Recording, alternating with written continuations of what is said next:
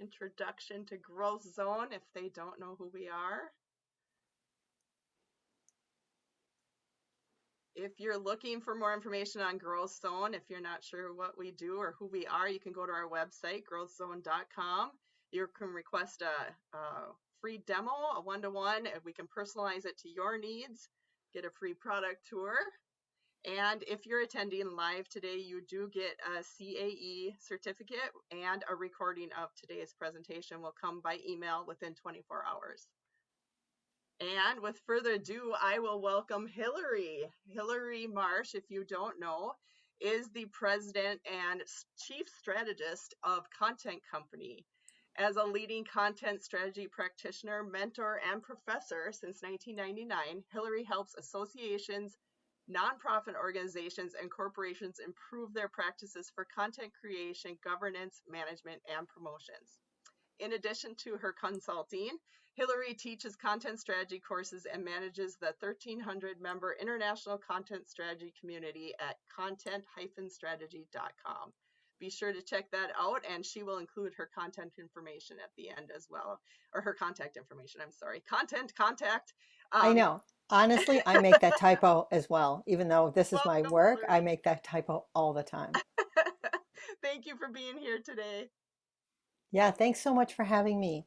So, the title of this talk, let me just go back, Content Strategies that Increase Member Engagement. And I will try to say audience engagement because I know there's lots of different kinds of folks on this call.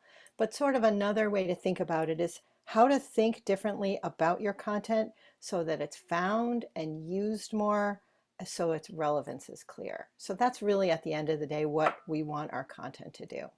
So here's the three things that we're going to cover today. How to think more strategically about your content, how to use your content to reach and engage current and prospective audience members, and what content to repurpose and how. So, and the takeaways that you're going to have, and we have the same exact slide at the end. Your content is your value. I can't wait to talk about that at the beginning. Make sure your content connects, and do more, not create more. So you'll see more about that later. So content is our value. So let's talk about what content is in the first place. And I really start with this idea all the time, because a lot of times people think of content, and especially if you're a large organization, oh yeah, content's what the communication people create. It's our press releases and our blog posts. And it's so much more than that. So content is, for associations in particular, and I have much more familiarity with the association side than I do with the chamber side. So I have an example, but largely this is going to be aimed at associations. And so if you're a chamber and you've got specific questions, please chime in with those questions and we'll get to them. So content is your committee reports, any organization initiative that you got, your advocacy calls for action, your code of ethics, original research that your association might do, clinical practice guidelines, for example, or industry standards, position statements on various topics. So this is the content that you create. Trend analysis of various industry trends, job postings that you have on your site, scholarships, award programs, any kind of topic of interest. So this is what your organization really does. And so I have a slide about that in a second. So content manifests itself in the world through different kind of forms and formats or content types. So that industry trend report might be a magazine article, but the content is still what it's about. The talking points might be how they show up in the world, all of these vehicles for the content. So you don't want to have a PDF strategy. You don't want to have an image strategy or an infographic strategy. You want to have a content strategy that talks about, if this is our work, how do we want to get it out there in the world in the best possible way? And so I'm going to walk you through that in a whole lot more detail in part 3 of this talk. But content strategy, which is what I do, and let me just take a step back here for a second. I spent 5 years working for the National Association of Realtors as first my title was Manager of Editorial Development, which was basically editor-in-chief of the website. And then I moved on to be managing director of this member site, 1 million members, 300 staff, an 800 member board of directors, which I know is giant, and 83 committees and subcommittees and forum. It was a huge association. And so since I left there at the end of 2011, I've continued to work primarily in this space because I understand the complexity of what content means for organizations like associations. And so in 2017, I think, I had the honor of, along with two colleagues that are listed here on the bottom of this page, Carrie Hain and Dina Lewis, to do a report for the ASAE Foundation. ASAE is in case anyone doesn't know, basically the Association of Associations, which is funny to those of us who are in the field and very confusing to those of us who aren't, because there truly is an association for everything. But anyway, so in this report, it was about content strategy, adoption, and maturity in associations. So, who's doing this kind of work?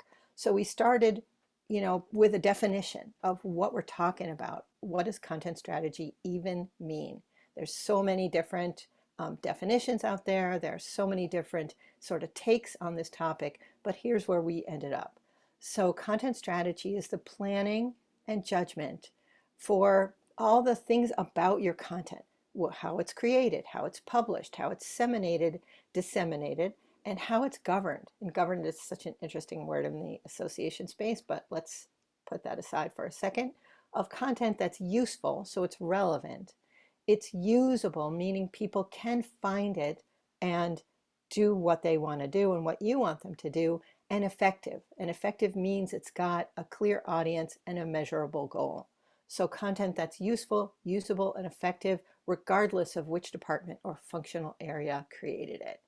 So that's what content strategy is, and that's the foundation of my work. So this is the way I say it, because the people who produce our content in our organizations might be, meeting planners if it's conference content, or course developers, or instructional designers if it's courses, or magazine editors if that's what they do, or industry experts, subject matter experts if it's clinical practice guidelines, for example. So but the output of their work is content. So this is how I have started to say it, right? Content is the way that our work is manifested in the world. So here's an example of a Chamber of Commerce website, very attractive. So I just wanted to sort of just give that as an example. And here's an example of a realtor organization website. So these are typical examples. And one of the things to notice about them is that by and large, each of these websites the content is organized by how the organization is organized. So we'll talk more about that later. But regardless of how beautiful and how image rich the site is, people are often coming to accomplish a task. So the more we can acknowledge who they are, acknowledge the tasks they're likeliest to come for, the better off we're going to be. And in fact, we invest a ton in content, and that investment is valuable, right? So it's valuable because content is important. So there's a book that ASAE produced called Decision to Join, and association members ranked dissemination of knowledge or content as one of the most important things that the organization provides. And second, we spend a whole lot of our money and effort and time producing content, and it's a big portion of our revenue as well, right? So 8, 9, 10% we spend of our entire expenses, and our revenue goes into and comes out of content. And in fact, we invest a ton. So I did a project a few years ago where a client asked me, this was really about staffing, if we have one content manager, if was the Florida Association of Realtors, we have one content manager to work with all of our people who are producing content. Is that enough? And there really wasn't anything online that I could find any place that could help answer the question of, based on how much we have, how many people do we need? So I listed all the tasks involved to create a web page, basically, and I put it out to the world and asked people to weigh in. And I actually started with an estimate of 10 hours. And different people weighed in and they said, no, in my organization, it's a whole lot more than that. And so we ended up with an average of basically 20 hours to produce a single web page. So doing the very complicated math, so that means that a web page costs about $2,000. So this means take your content seriously, because it's not only an asset in terms of being your value, it's an investment in producing this. So it's important to really think carefully and think thoroughly about your content as an investment. So yeah, so content is our value, and it's expensive and it's valuable. So second, make sure your content connects with your audience. So here's a quote that I like to start sort of sections and presentations like this. We don't see things as they are, we see things as we are. And that's an opportunity and a challenge, because the audience doesn't live in our heads. The audience doesn't know what we know, and the audience really needs what we have, and so we need to come to them on their terms. And that's really the sort of takeaway from this section.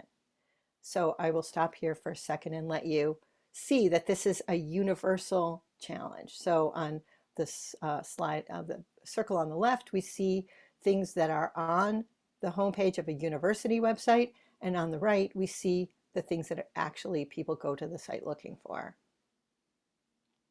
And you can see that the only overlap is the name of the school. And so we see this all the time.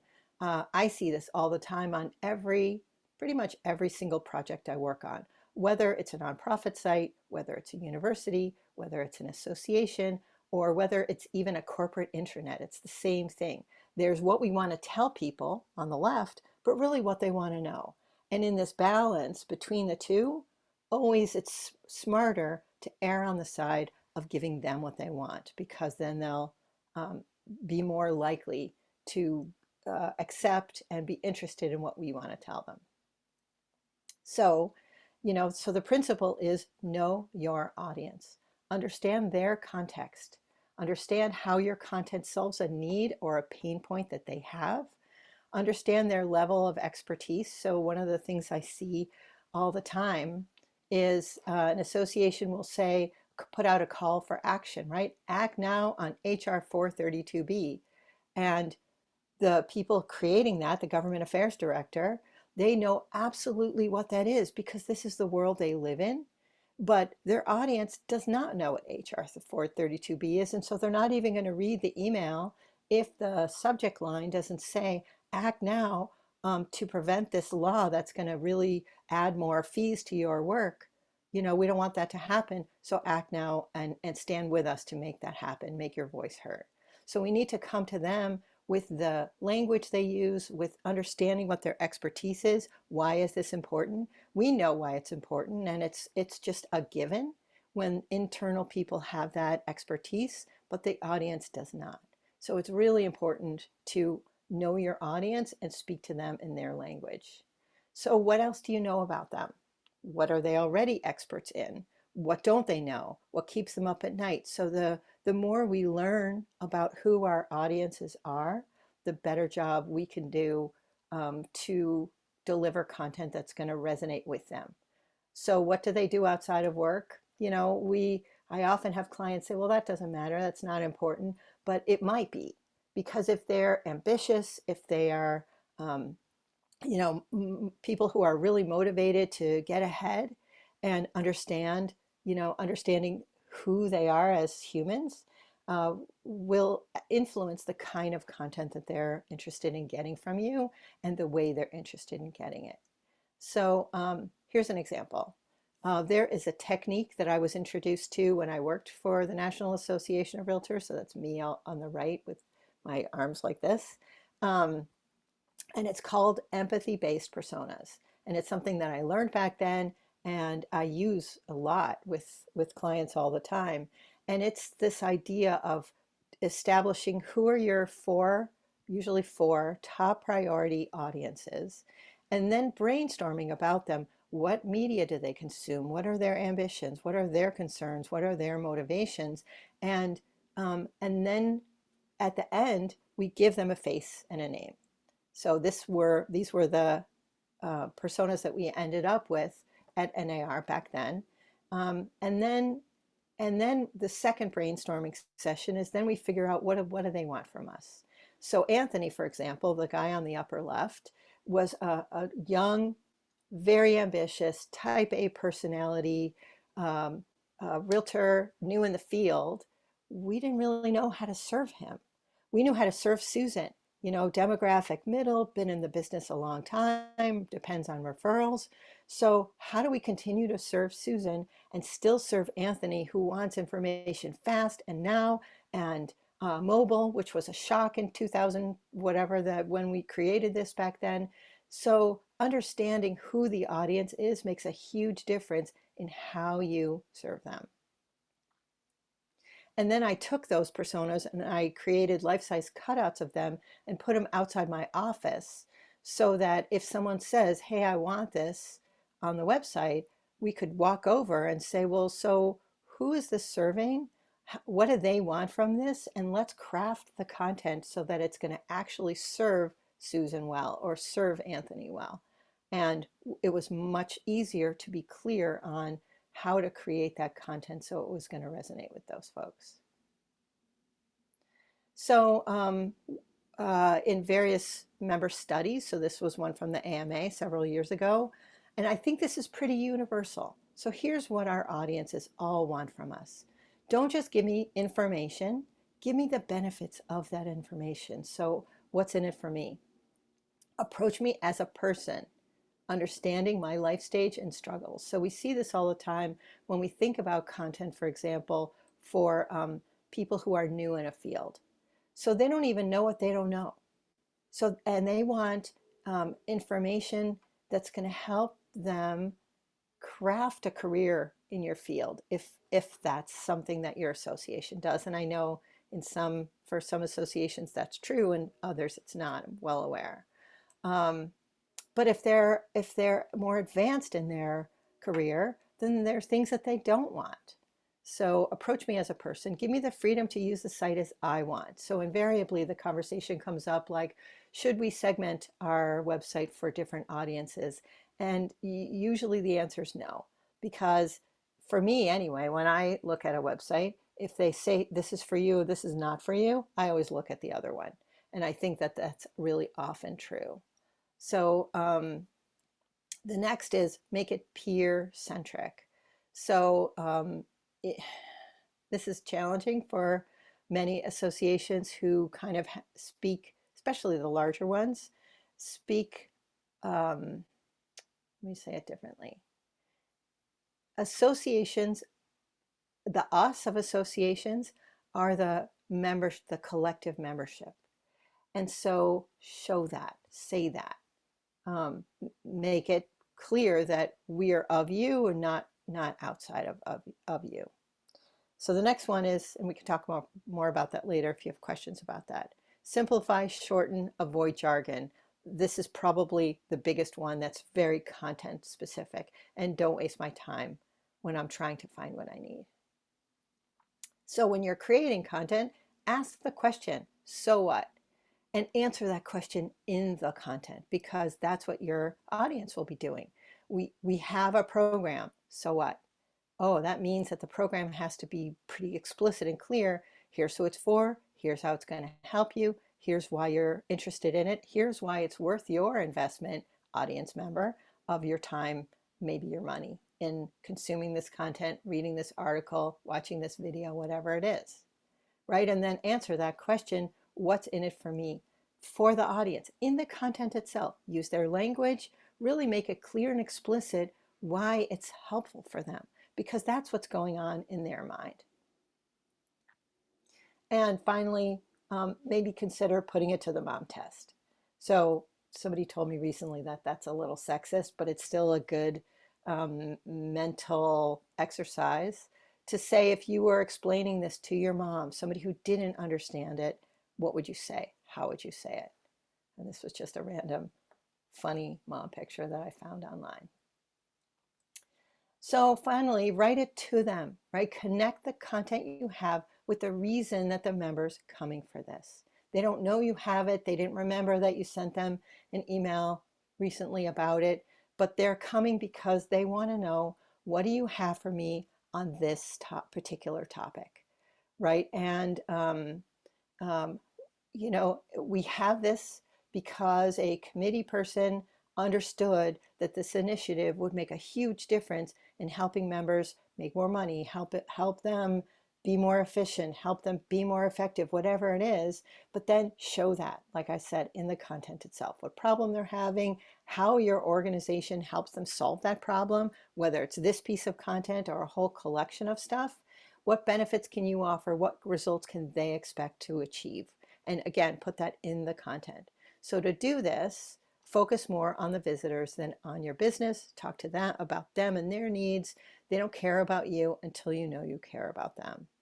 So back in the day, there was a website called the We Calculator that actually calculated the balance of how much you talk about you and how much you talk about them. And it went away, and so somebody else basically recreated it. So it's called the Customer Focus Calculator. And I took those examples that I showed you in the beginning, which are typical, like I said, really attractive, beautiful. I don't know anything really about either of them, but I put it through the customer focus calculator. And what I usually find when I do this with any website, that there's a much greater balance, it sort of organically, of talking about you than talking about your audience. And so we found that in these two also, right? So this is that chamber, and we found that they talk about themselves, you know, 24 times and talk about the visitor 6 times. So we should really take a look at that. Same thing, Outer Banks Association of Realtors, they talk about themselves 14 times on this homepage, and they talk about the customer 2 times. So opportunities for improvement, really. And these are very, very typical results. These are good websites. This is not intended as a criticism, but it's an invitation to take a closer look at your website and really look at how much your focus is on the customer and how much it's focused on you. And so part of the issue is, and especially in organizations that are bigger than like 25 or 50 people. So in an organization that's 5 people, we don't create content in silos. Everyone's wearing too many hats. I get that. But as the organization gets bigger, what we do is we hire people with deep expertise in our various areas and our various offerings, which is great. But when someone is focused only on what they do, then they forget or don't make time to plan together, to talk together, to make sure that the content that they're creating builds on the content that the other folks are creating. And so here we have silos. So I used to draw this with my hands, and this is my not very attractive, but hopefully clear way of depicting exactly that. So each department does its own thing. They decide what content types. This department might love webinars. The next one only publishes articles. The next one does something different, etc. But everybody does their own thing. So here's sort of what that looks like. So the core, you know, the education department talks to members who want to take courses. The magazine talks to members who want to read a magazine. But you know what? Guess what? All the bottom are the same members, because this is not an either or, it's an and. It's got to be an and approach. So, and here's the quote, right? Users don't care about your org chart. So it's this, again, the same members who want to know everything, or they might want to know everything, but it's more about the topic than it is about the vehicle or the particular department. So instead, here's my depiction of what that really looks like, right? So there's a reason that none of our organizations does just one thing. We always do many things for a strategic reason because the same people want multiple, or there's an opportunity if they're interested in our courses. Gosh, maybe they want to buy books from us. Let's have a bookstore. So those things need to feel holistic to the audience. And so you're an organization with a suite of programs and offerings, programs, products, services, information, resources, tools. We call them offerings for short. I do. And all those things manifest themselves in a collection of content that's ultimately and ideally connected in the content we have, the formats we use, the channels where we put everything. And therefore, then we decide as an organization, how are we sharing all this content with our single or multiple audiences, whether it's we're sharing this with current members, we're sharing another collection of stuff slightly different with prospective members, or etc. And the benefit of an approach like this is that regardless of which door the person enters through, they enter through the course door or the bookstore, for example, they'll say, gosh, I saw an email or Googled you and I found out that you offer this book. But guess what? They're pleasantly surprised to learn that you also have courses for them. Your magazine has covered that, etc. Your conference covers this on a regular basis. You've got a whole committee on it, or a member SIG, special interest group, or anything, but they can find out the full breadth of what you offer because it's not so restricted.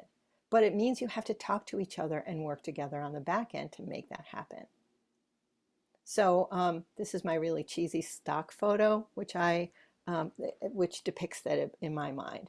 So sometimes content gets political, and it depends on how it's budgeted to some degree and what the internal culture is. But sometimes people inside an organization resist the idea of planning or sharing.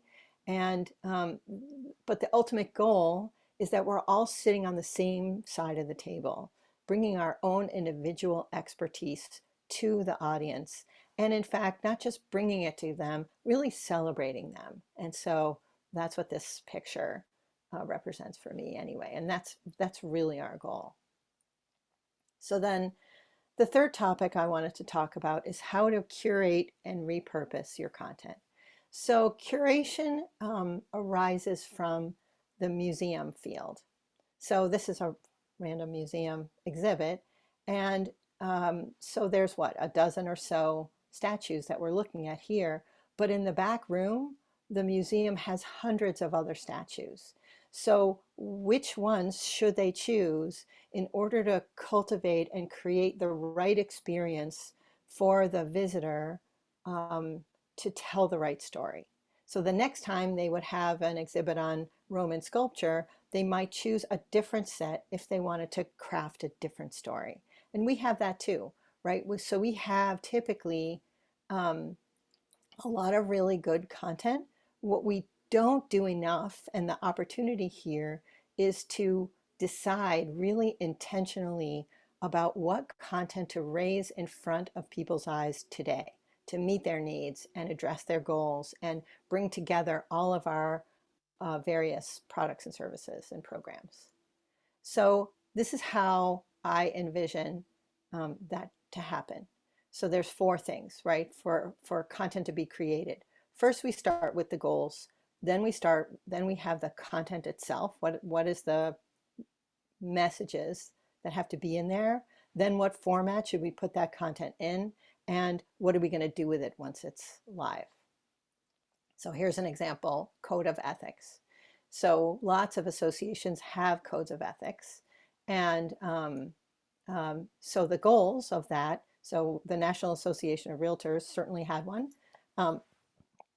which they needed because the people who are not realtors aren't always as ethical as those who are members of NAR. So the goals are to make sure that members are indeed ethical, increase the reputation of the profession, and help members avoid problems. Then the content is to formalize, and this was it's a standing, long-term standing committee, to formalize that ethical behavior into a code and into the principles, and establish that there's rewards for following it and penalties for not. So then the formats, there's a ton of different formats that this content takes. And then the channels are in the magazine, on the website homepage. Here's all the different places we put it. And so this is sort of the picture of how content can really and should flow in your organization. It's not one thing. I mean, you're not going to want to or need to create this robust a program for every kind of content that you create. But I wanted to show an example of that format isn't a given. Channel isn't a given. It all starts with the goals and the content. And based on that, then we decide what to do with it. And so the formats, in fact, are different repurposes of the same stuff, right? So the course is, how do we take the principles themselves that might be on a poster or in a long document or both, and how do we craft that as a course so that people can learn it? How do we make it into a test? And in fact, in this particular example, the test is offered by NAR in the course, but it's also offered by lots of different real estate schools out there in the world. So all of these are helpful and additive to each other. So I hope this makes sense. So a couple of years ago, I did a study with Elizabeth Engel, who's a good thinker in the membership space, particularly in associations. And we did a study on content curation. And so you might want to be curating your own content, but also a lot of associations have industry content that they choose to share. And so we created it as a ladder, maturity ladder. So at the bottom of the ladder is just share that information, right? Find it, put in a feed, just share it so that people can come to you for more things and more times. But then there's different things on the ladder. So be choosier. Number 2 is choosier in what you share. 3 is let members choose so that you're not choosing for them. 4 is really leverage technology so that you're delivering more custom kind of content. 5 is not only share the article, but help analyze it, right? Give them context or group it by topic and that kind of thing. And then the others are really to add your own analysis and your own voice. And not everybody wants to or can be at level 7, but just understand where you are and what the opportunities are depending on your budget, depending on your time, depending on your capacity, and depending on the kinds of particular sort of outside industry news, particularly that your particular organization or your particular membership wants. That's what I meant to say. So I hope that this also illustrates that. And I have a blog describing each stage in more details, blog post. So there's a link there. So then, again, the takeaways: your content is your value. Make sure your content connects, and do more, not create more. So I have these, and I'm going to zoom through them. But for the study that I did, we had to take this idea of content strategy and break it down because we had to do a survey and ask associations, are you doing content strategy work? And it was challenging for them to answer that question. And because like I said before, content strategy means so many different things to different people. So we broke down this field into 17 or 18 different tactics. In different surveys, it was 17, and the next one it was 18. But here they are, right? So under the bucket of strategy, it's a content strategy statement. And so I wanted to explain what they are because the terms themselves are often a little daunting or unfamiliar to people who haven't gone through this. So a statement, a mission statement for your content that says Here's how we are going to use content to help achieve our strategic goals and help address our audience's needs, to do stakeholder interviews to better understand what the organization wants to produce, basically, and get commonality about that. Content governance, which is kind of the rules of the road on how content works. Job description. So if we want people to create their content differently, we want them to take the time to create it with the audience in mind, well, we have to build that into their job description, because they're going to do what they've always done. They're not hired to be content creators. They're hired to be instructional designers, meeting planners, whatever, economic researchers, whatever it is that they do. And not only does it have to be part in their job description and what their boss measures them on, along with their rest of their work, we have to train them on what that actually looks like. And I'm in fact giving a training session in 2 weeks for a client. And then there's analytics, so the measurement, collect and analyze and use digital analytics to actually determine whether content met its goals, and have good and important conversations inside the organization on what does success look like, and be honest about whether it was successful enough, or whether we might want to do some kind of content testing to see if we can make it better. Test different kinds of headlines, test different length or different formats. I wanted to stop for a second because John Wilson has lots of questions. I don't know if Amy or Nancy, you want to address those, but I just see this raised hand a whole bunch of times. Is that something we want to do now, or because I'm almost done? Good. I am not seeing. Where are you seeing his hand?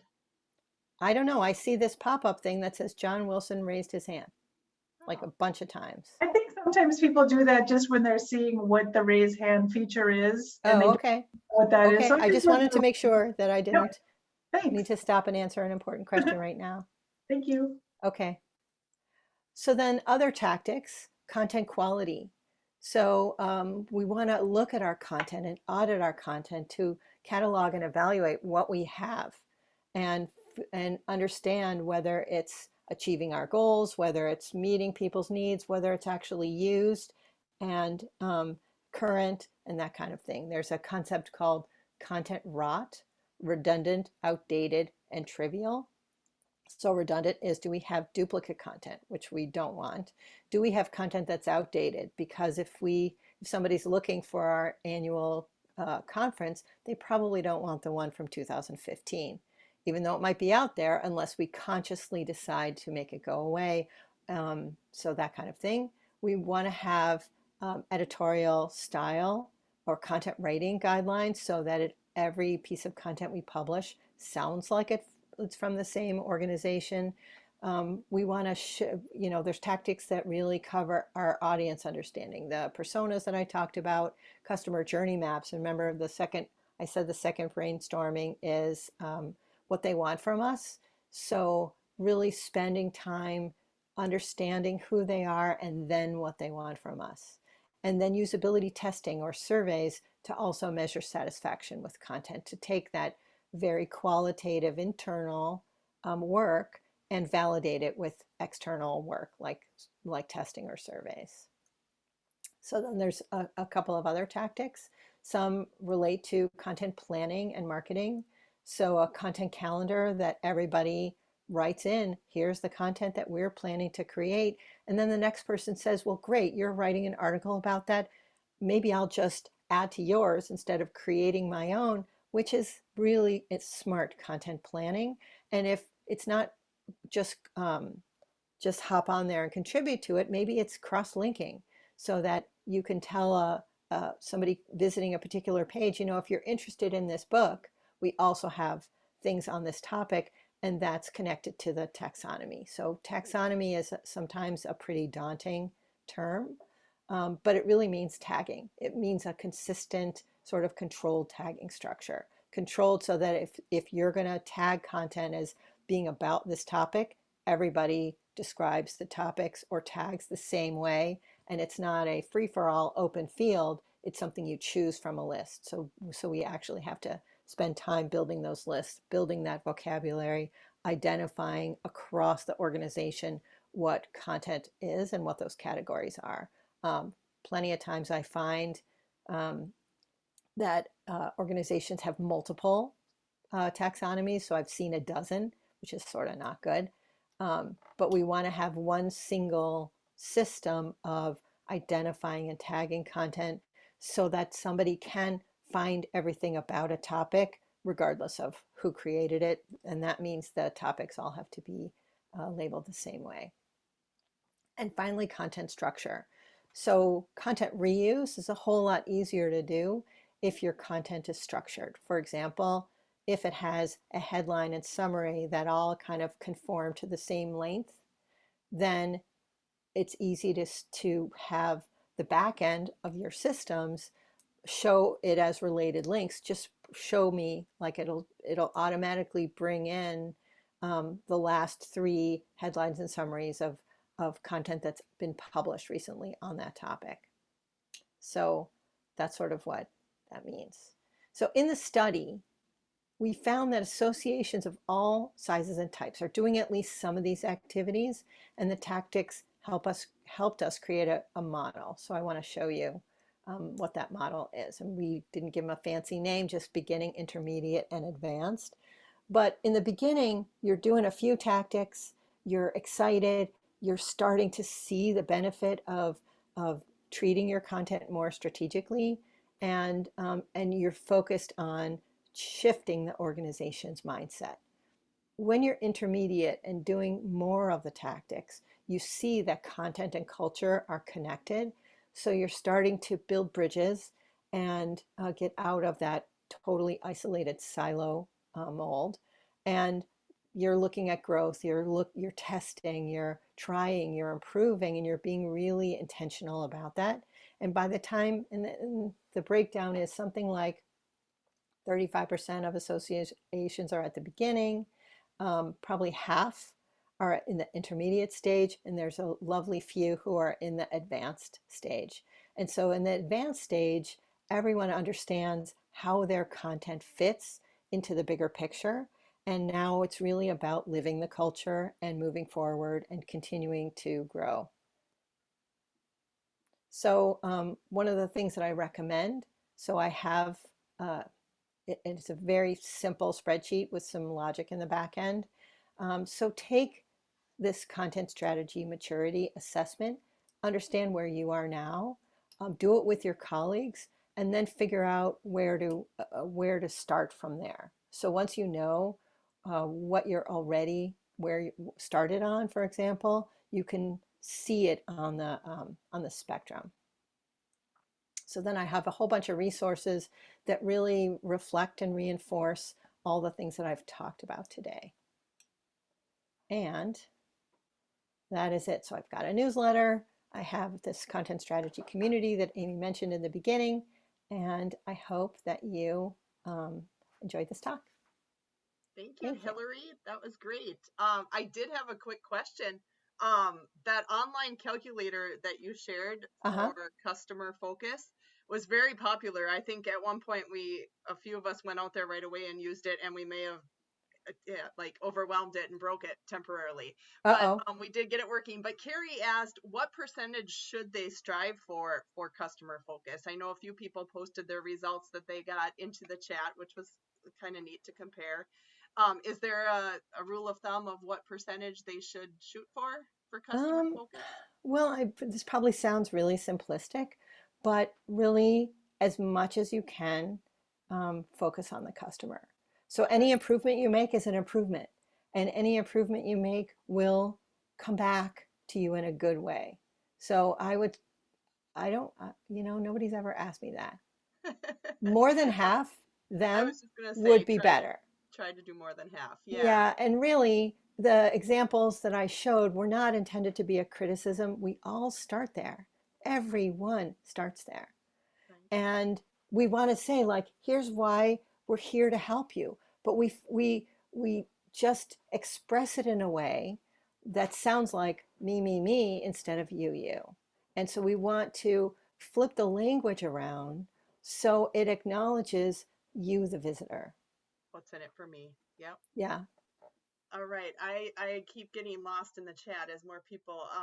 Well, let's There go was in the another chat. Let's see what we question got. about, I just saw it and now I lost it.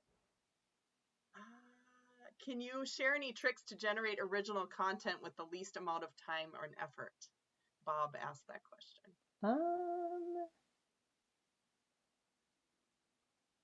Just repurpose. Well, so content is your work. So I think that you have to think about what is the work that you're doing that resonates with your audience. Because if you're doing work that doesn't resonate, so here's an example. I was just at a content strategy conference last week, and I asked people, can you, and I gave a talk about content measurement. So, and they, I asked random attendees at the cocktail party, can you give me examples of content that your organization creates that doesn't have a clear goal? And they were like, oh yeah, we sure can. And one example was a university, and it's the message from the dean. So who's the audience for the message from the dean? Is it the dean? You know, is it the board of trustees? Some content doesn't really have a clear audience. And so the question really is, if we're spending time creating that, then what are we not creating that the audience would really love? So are we using our time as best we can? And are we serving that audience in the best way we can? Another question is, when you're starting out, will content attract members? I totally think it can attract members, especially if you're giving them something that they need and can help them. Yeah, but I think that it's a bit of a yin yang. So when people ask me, how do I get a new job? It's exactly the same conversation, which is your resume tells what you do, but it doesn't show what you do. Any new content that you produce nobody can see it because they won't know it's there. They won't know to go look for it. So then the question is, how can you be a presence and an active participant in the communities that you serve so that you're making the content drive people to you?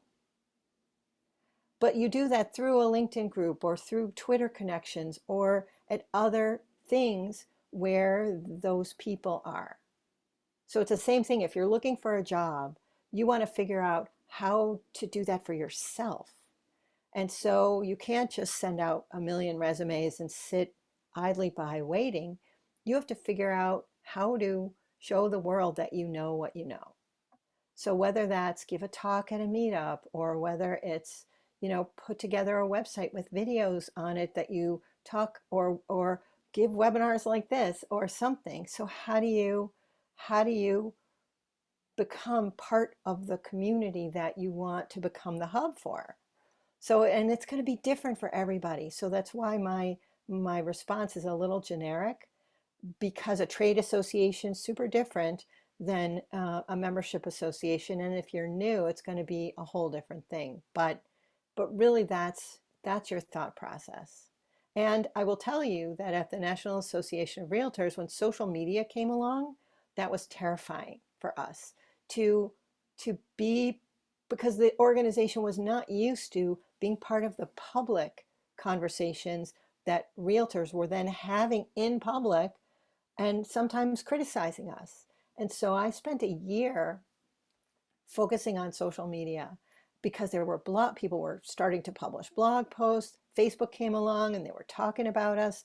And so I ended up publishing a white paper that was called Moving from Monologue to Dialogue. And it was a giant shift for a 100-year-old organization with this extensive, volunteer committee structure and a very kind of organized process of joining and moving up in the committee structure and becoming part of the, top leadership.